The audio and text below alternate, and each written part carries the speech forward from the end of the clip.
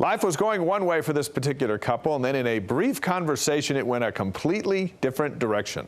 This morning, I go one-on-one with Cecil Samuelson on how a diehard Utah fan living in the heart of Salt Lake City can become president of rival BYU in Provo and love every minute of it. A book about Dr. Samuelson's life might simply be called Red Coat, Blue Coat. His remarkable career in rheumatology and later as Dean of the School of Medicine at the University of Utah somehow advanced to the post of president of rival BYU. People wonder how all of that could happen.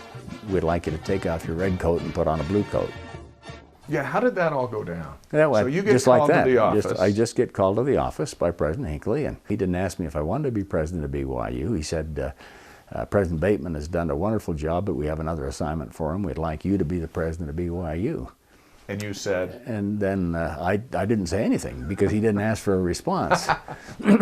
He said, I'd appreciate it if you wouldn't tell anybody until the right time you can tell Sharon. I was shocked, and actually I thought he must be kidding. And then after I finally convinced her I wasn't, she thought President Hinckley was kidding me. Give me President Hinckley's telephone number. I'm going to call him and see if this is really the real thing. Well, people couldn't believe it. Founding member of the Crimson Club. Founding member of the Crimson Club, yes. One of the colleagues in the media went to my brother Kent and said, gee, your parents must be very, very proud having your brother as the president. Wouldn't that be a wonderful thing? And he said, oh, this is the biggest embarrassment our family's ever had. So mainly it's been fun. Can you watch a basketball game and see a free throw made and not hear your name shouted back by 10,000 students? Well, I don't know yet because we haven't had a basketball season with me being away. Sharon and I have watched some games on TV, and I quite enjoy that. I can also say what I think about the officials in the privacy of my own home that I may not be able to say in the President's Lodge at BYU. Are you satisfied with having led BYU into this world of independence in football? I'm satisfied it was the right decision. I don't know how things will turn out eventually. The landscape has changed since we made that decision, but certainly that was the right decision for BYU at that time. What do you miss the most about not being the president of BYU?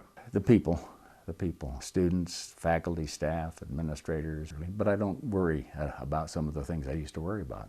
It seems to me like every time the church office building calls you, something big is about to happen, and it's happened again.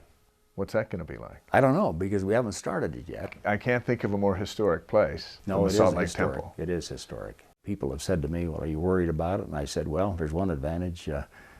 Temple doesn't have a football team as far as I know. Not yet. Not yet. And now you can be right down the middle for both Utah fans and BYU fans. They all have to wear white. They all wear white. We leave both the red and the blue outside when we go into the house of the Lord. Samuelsons begin their new assignment as president and matron of the LDS Temple in Salt Lake City tomorrow morning. They'll celebrate their 50th wedding anniversary on November 25th. That's our report this morning. Thank you for watching. Music and the spoken words coming up next on KSL. I'm Dave McCann. We'll all see you here next Sunday.